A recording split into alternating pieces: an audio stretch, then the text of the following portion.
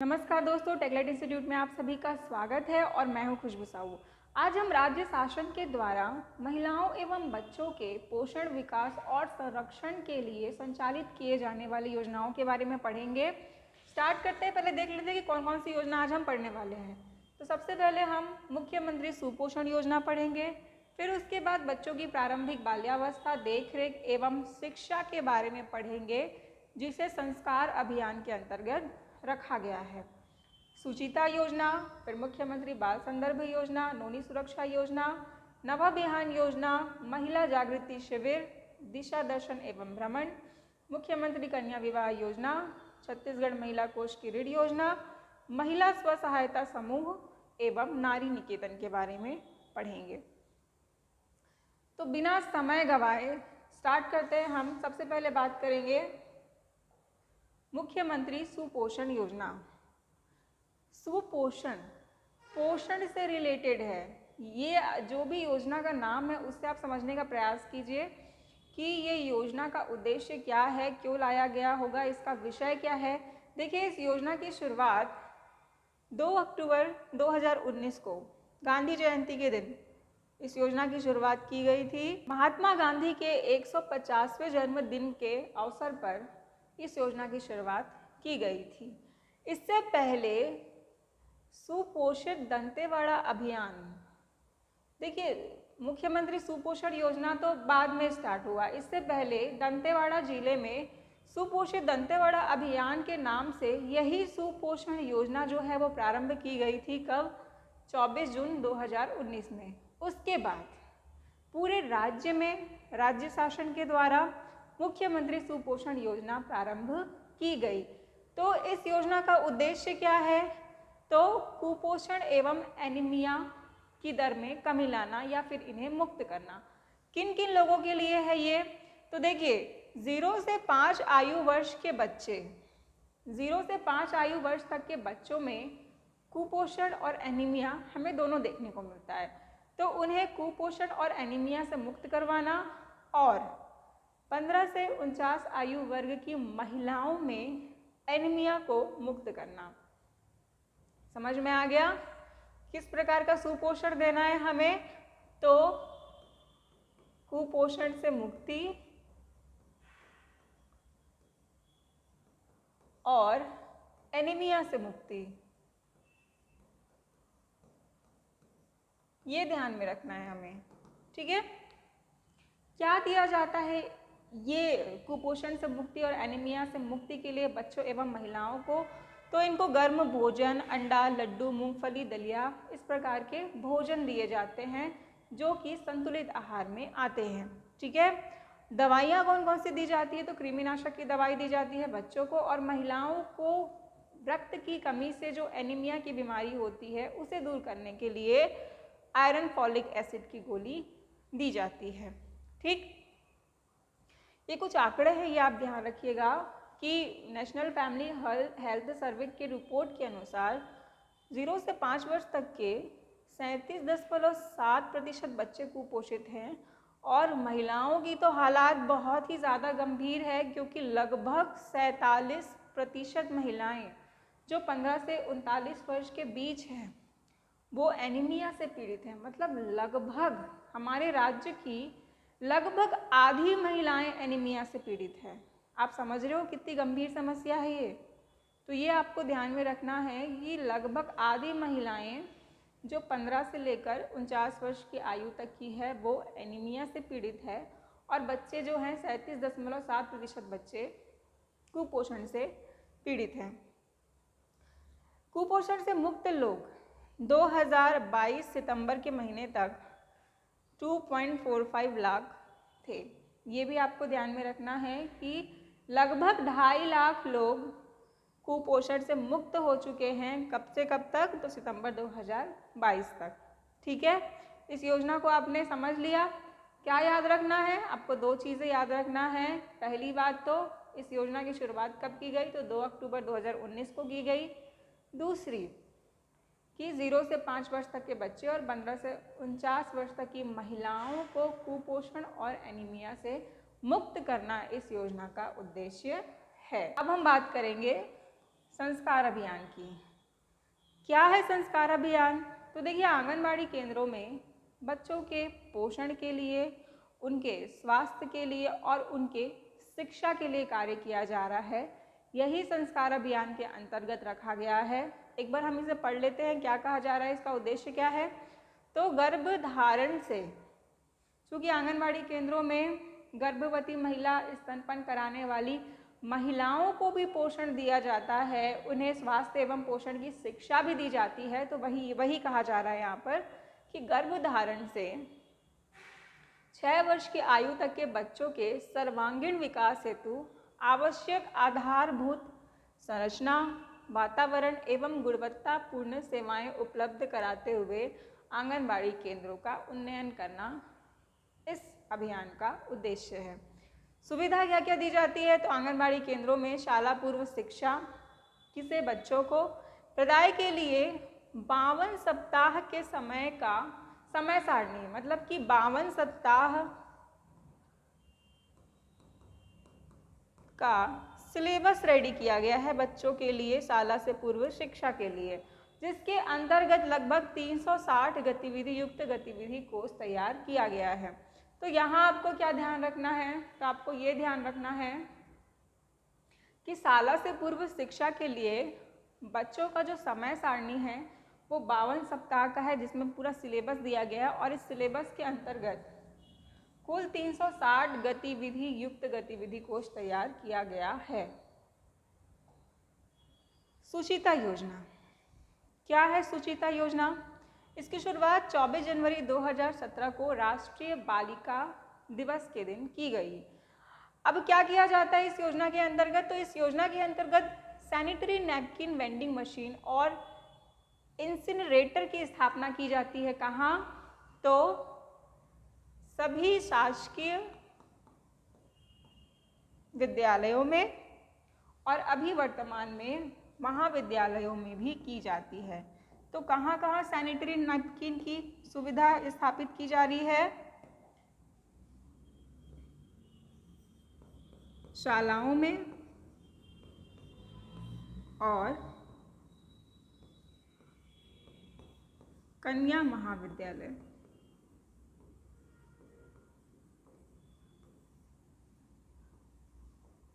आने वाले समय में हायर स्कूल और महाविद्यालयों में सभी जगह, जहाँ जहाँ हाई स्कूल, हायर स्कूल और महाविद्यालय हैं, सभी जगह सैनिटरी नैपकिन वेंडिंग मशीन और इंसिनरेटर की स्थापना की जानी है इस योजना के तहत।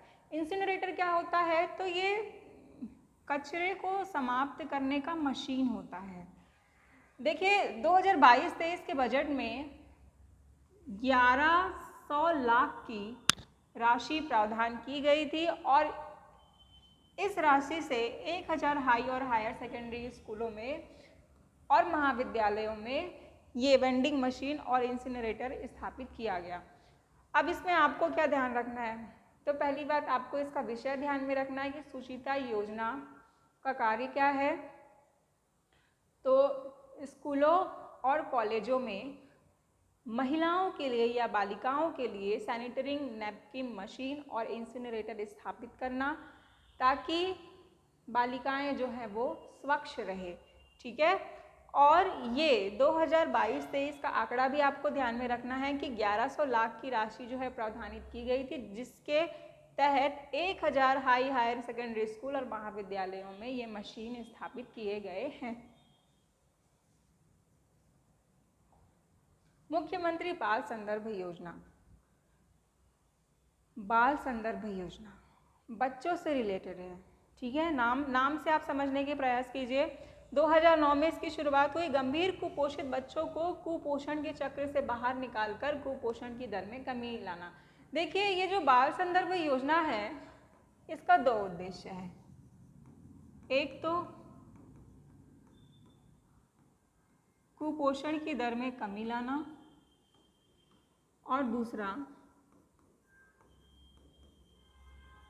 शिशु मृत्यु दर में कमी लाना। अब कैसे लाया जाए कुपोषण की दर में कमी और शिशु मृत्यु दर में कमी? तो इसके लिए बाल चिकित्सक की सुविधा प्राप्त करके। समझ में आया? ये 3 कंपोनेंट बहुत इंपॉर्टेंट है। इस योजना के तहत बच्चों को बाल चिकित्सा या फिर अतिरिक्त चिकित्सा की सुविधा दी जाएगी और उसके तहत क्या किया जाएगा, कुपोषण की दर में कमी लाई जाएगी और शिशु मृत्यु दर में कमी लाई जाएगी। इतना समझ में आ गया? ठीक है। क्या क्या सुविधा है देख लेते हैं एक बार। गंभीर कुपोषित एवं संकटग्रस्त बच्चों को चिकित्सीय परीक्षण की सुविधा, चिकित्सक द्वारा लिखी हुई दवाएं, आवश्यकता अनुसार बाल रोग विशेषज्ञों की परामर्श की सुविधाएं भी दी जाएगी। दूरस्थ एवं दुर्गम क्षेत्रों में शिविर लगाकर कुपोषित बच्चों पर ध्यान केंद्रित किया जाएगा। जो प्राइमरी हेल्थ सेंटर और कम्युनिटी हेल्थ सेंटर होता है वहाँ भी निःशुल्क चिकित्सा की सुविधा बच्चों को दी जाएगी इस योजना के तहत। अभी तक अक्टूबर 2022 तक लगभग 59,506 मतलब लगभग 60,000 बच्चे जो हैं वो इस योजना से लाभान्वित हो चुके हैं। अब देखिए क्या क्या प्रावधान किया गया है इस योजना के तहत। तो देखिए प्रत्येक विकास खंड में माह में 2 दिन संदर्भ दिवस के रूप में मनाया जाएगा। ठीक है।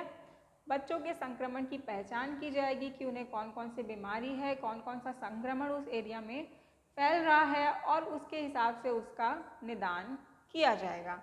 निजी चिकित्सा परीक्षण संस्थान में अधिकतम बच्चों को 300 रुपये सीमा तक की स्वास्थ्य जांच की सुविधा। देखिए शासकीय में तो फ्री है, प्राइमरी हेल्थ सेंटर और कम्युनिटी हेल्थ सेंटर में तो फ्री है। विकासखंड में माह में 2 दिन संदर्भ दिवस भी मनाया जाएगा। ठीक है। वहाँ अवेयरनेस भी लाया जाएगा कि बच्चों में किस प्रकार का संक्रमण फैला जा रहा है। ये तो सब सरकारी है, लेकिन अगर ऐसा लगता है कि बच्चा गंभीर रूप से कुपोषित है और उसे किसी निजी चिकित्सा या निजी चिकित्सक की आवश्यकता है तो वैसी सुविधा भी दी जाएगी। और यहाँ पर देखिए निजी चिकित्सा परीक्षण संस्थान में अधिकतम 300 रुपये की, सरकार के द्वारा अधिकतम 300 रुपये तक का स्वास्थ्य जांच कराया जाएगा। वर्ष भर में 500 रुपये तक की दवाई की उनको सुविधा दी जाएगी। और अगर कोई डॉक्टर जो है वो किसी ग्रामीण एरिया में आते हैं किसी बच्चे की चिकित्सा के लिए तो उनको उस स्वास्थ्य जांच के लिए 1000 रुपये और उनके यात्रा व्यय के लिए 500 रुपये दिया जाएगा। मतलब टोटल 1500 रुपये उस डॉक्टर को दिया जाएगा। ठीक है।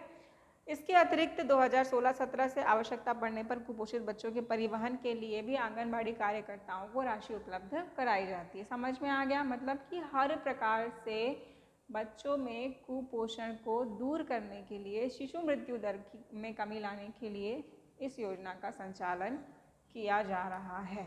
अब हम बात करेंगे नोनी सुरक्षा योजना की। नाम से ही समझ में आ रहा है कि नोनी मतलब कि बालिका की सुरक्षा करना है। कैसे? तो जन्म से लेकर उसके उज्जवल भविष्य तक की बात चल रही है यहाँ पर। किसी एक स्टेज की बात नहीं है, पूरे उसके जीवन की स्टेज की बात है। तो सबसे पहले भ्रूण हत्या को रोकना है। उसके बाद समाज में बालिका के जन्म को लेकर जागरूक करना है। फिर बालिका के स्वास्थ्य और शिक्षा की स्थिति में सुधार करना है।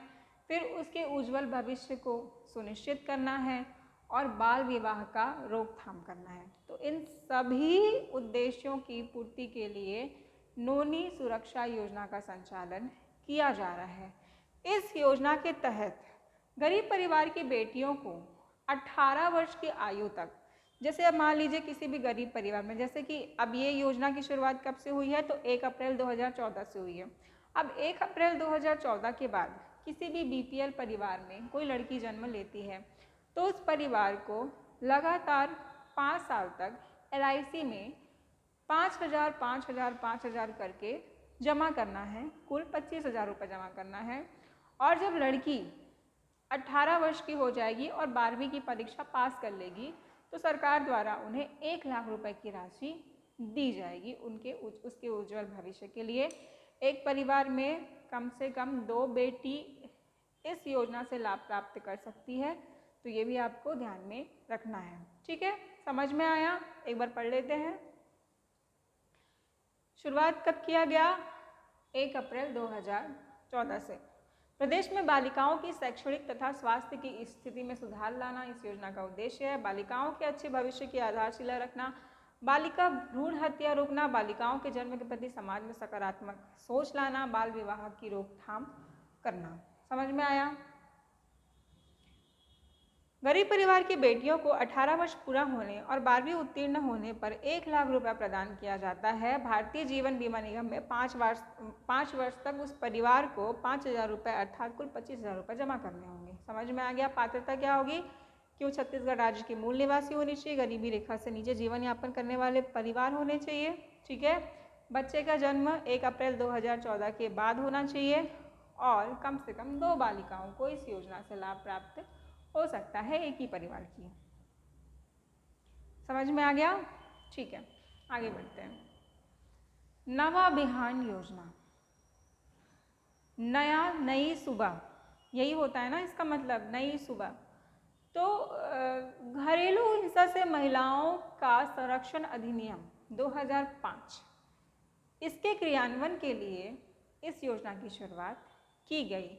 अब इस योजना के तहत क्या किया जा रहा है? तो पीड़ित महिला को आवश्यकता अनुसार विधिक सलाह, परामर्श, चिकित्सा सुविधा, परिवहन और आश्रय सुविधा उपलब्ध कराया जा रहा है। यहाँ पर देखिए, ये ध्यान में रखिएगा कि पीड़ित महिला को, और कैसी पीड़ित महिला? तो घरेलू हिंसा से। नवाभियान योजना में आपको बस इतना ध्यान रखना है कि घरेलू हिंसा से पीड़ित महिला को किसी भी प्रकार की सहायता, सलाह और संरक्षण प्रदान करने के लिए इस योजना का संचालन किया जा रहा है। इसके लिए प्रत्येक जिले में एक महिला संरक्षण अधिकारी की पदस्थापना की गई है। अभी वर्तमान में ये 27 जिलों में संचालित है और 4 जिले जो अभी नए बने हुए हैं, शक्ति, गौरेला, पेंड्रा, मरवाही, मोहला, मानपुर, अंबागढ़, चौकी, सारंगढ़, बिलाईगढ़ गठन में, ये जो है अभी प्रोसेस में है, इसकी कार्यवाही जो है प्रक्रियाधीन है। ठीक है, ओके। अब हम बात करते हैं महिला जागृति शिविर, दिशा दर्शन एवं भ्रमण के बारे में। क्या समझ में आ रहा है? महिला जागृति शिविर, महिलाओं को जागरूक करने के लिए शिविर लगाना, दिशा दर्शन, उन्हें एक दिशा देना, उनकी सोच को एक दिशा देना, और भ्रमण करना मतलब जगह जगह जाकर ये पता लगाना कि अभी क्या स्थिति है। ठीक है, ये इसका कार्य है। देखिए, इसका उद्देश्य क्या है? तो महिलाओं को उनके कानूनी अधिकारों, प्रावधानों के प्रति जागरूक करना। जैसे कि मैंने आपको बताया कि महिला जागृति, तो उनके लिए जो भी सुरक्षा या स्वतंत्रता के कानून बने हुए हैं उससे उनको जागरूक कराना, विभिन्न सामाजिक कुप्रथाओं के विरुद्ध महिलाओं को जागृत व संगठित करना। कुप्रथा मतलब बहुत सारी रूढ़िवादिता है हमारे देश में महिलाओं के लिए, तो इन सभी से उन्हें जागृत करना और संगठित करना, क्योंकि हमारे संविधान में महिलाओं के लिए कोई रूढ़िवादी शब्दों का प्रयोग नहीं किया गया है। विभिन्न योजनाओं की जानकारी देकर उन्हें योजनाओं का लाभ उठाने के लिए प्रेरित करना। अब इसका आयोजन कहाँ कहाँ किया जाता है? तो ग्राम पंचायत, जनपद एवं जिला स्तरों पर समय समय पर महिला जागृति शिविर का आयोजन किया जाता है। मतलब ग्राम पंचायत में, जनपद पंचायत में और जिला पंचायत। उद्देश्य क्या है इसका? तो गांव की महिलाओं को या फिर राज्य की महिलाओं को सशक्त करना, महिला स्व सहायता समूह को सुदृढ़ करना, इसके लिए भ्रमण किया जाता है, महिला जागृति शिविर लगाया जाता है। मुख्यमंत्री कन्या विवाह योजना, समझ में आ रहा है? मुख्यमंत्री के द्वारा कन्या का विवाह करना।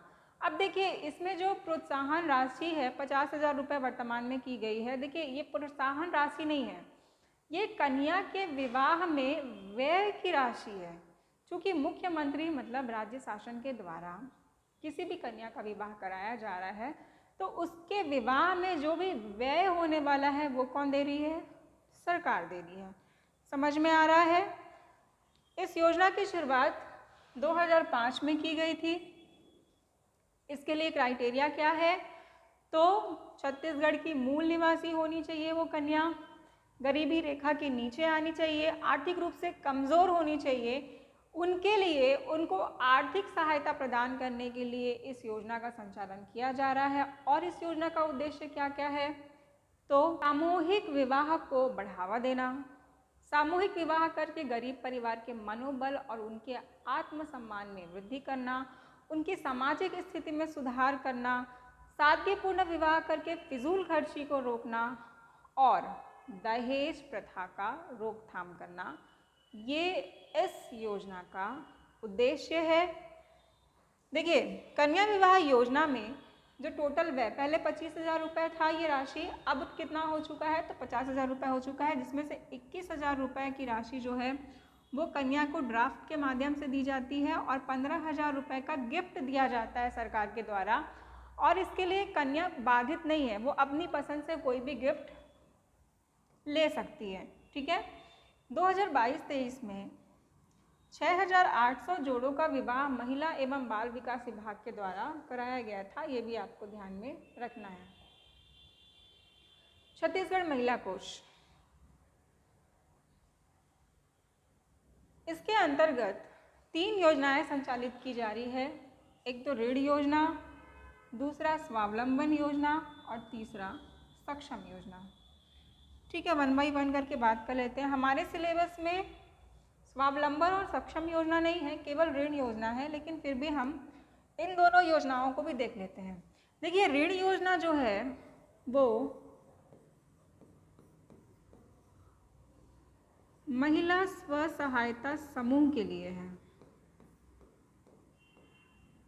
महिला स्व सहायता समूह को ऋण उपलब्ध कराना। स्वावलंबन योजना विधवा, तलाकशुदा,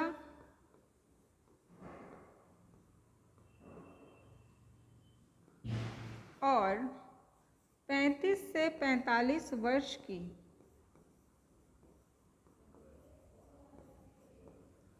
अविवाहित महिलाओं को व्यावसायिक प्रशिक्षण देकर उन्हें स्वावलंबी बनाने के लिए आय उपार्जन गतिविधियों का प्रशिक्षण देना। आय उपार्जन गतिविधियों का प्रशिक्षण देना। अब ये आय उपार्जन गतिविधियाँ कौन कौन सी होती है? जैसे कि ब्यूटी पार्लर, सिलाई बुनाई का काम, कंप्यूटर ऑपरेटिंग का काम, टेली कम्युनिकेशन का काम, तो टेली ऑपरेटिंग का काम। ठीक है, तो ये सारे जो गतिविधियां हैं इनका प्रशिक्षण देना, जिसके लिए मैक्सिमम व्यय की लिमिट है 5,000 रुपये। तो महिलाओं को, ऐसी महिला जो तलाकशुदा है, विधवा है या फिर अविवाहित है और उसकी उम्र 35 से 45 वर्ष की है, तो उनको व्यावसायिक प्रशिक्षण देने का कार्य स्वावलंबन योजना का है। इसके अंतर्गत HIV पॉजिटिव, यौन शोषण से पीड़ित और तृतीय लिंग की महिला भी आती है, मतलब ट्रांसजेंडर। ठीक है, ये समझ गए आप। सक्षम योजना, इन्हीं को विधवा, तलाकशुदा, अविवाहित महिलाएं जो 35 से 45 वर्ष की आयु की है, अगर इन्हें स्वयं का व्यवसाय स्टार्ट करना है तो इस योजना के तहत इन्हें 1 लाख तक का ऋण दिया जाता है। समझ में आ गया? महिला स्व सहायता समूह को शुरुआत में 1 से 2 लाख तक का लोन दिया जाता है 24 माह के लिए 3% की ब्याज दर में। अगर ये टाइम टू टाइम पे कर दिए तो इन्हें 2 से 4 लाख तक का लोन 36 माह के लिए दिया जाता है, ये भी 3% की ब्याज दर, साधारण ब्याज दर से।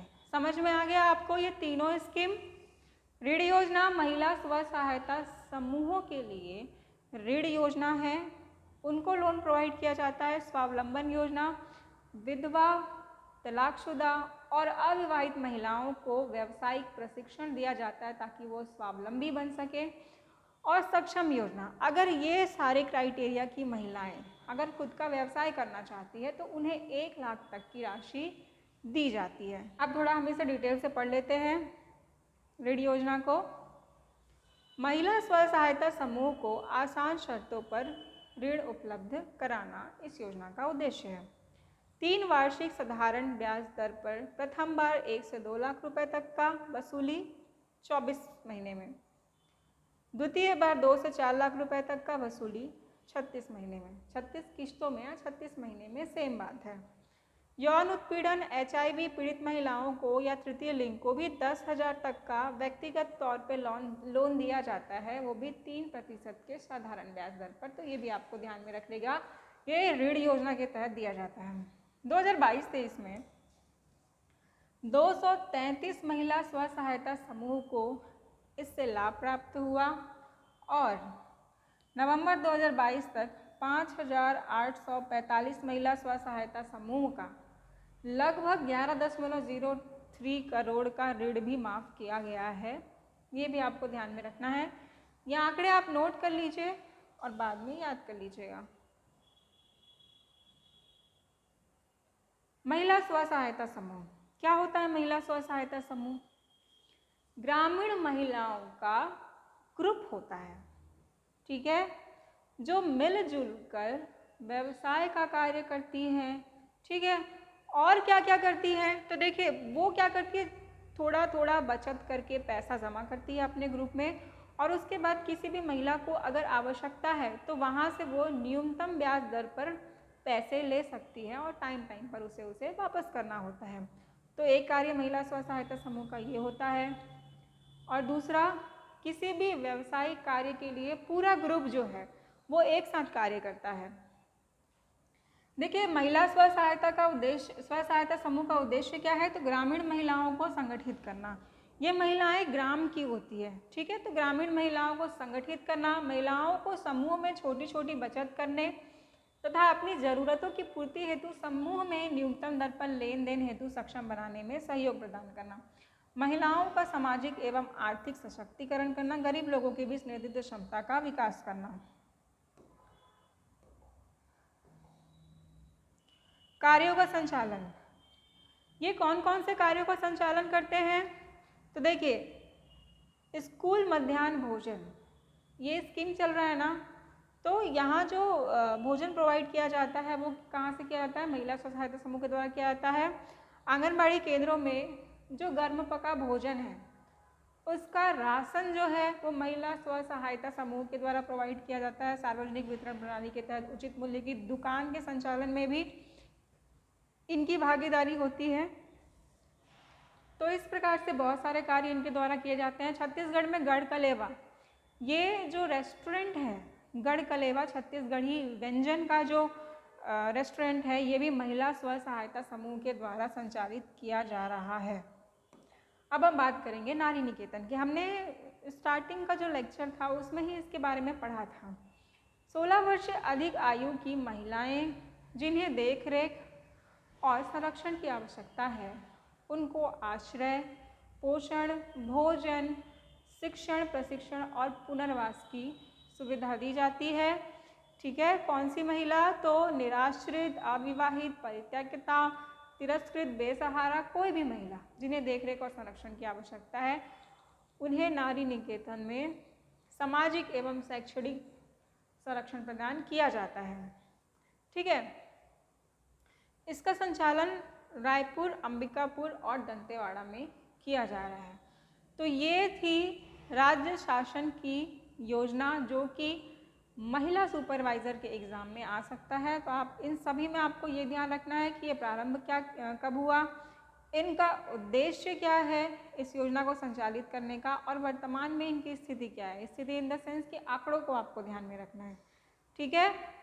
ओके, अगले लेक्चर में हम अति महत्वपूर्ण क्वेश्चन सॉल्व करने वाले हैं जो कि महिला सुपरवाइज़र एग्ज़ाम जो 27 अगस्त 2023 में अभी होने वाला है उसमें आ सकते हैं। ऐसे क्वेश्चंस हम सॉल्व करने वाले हैं।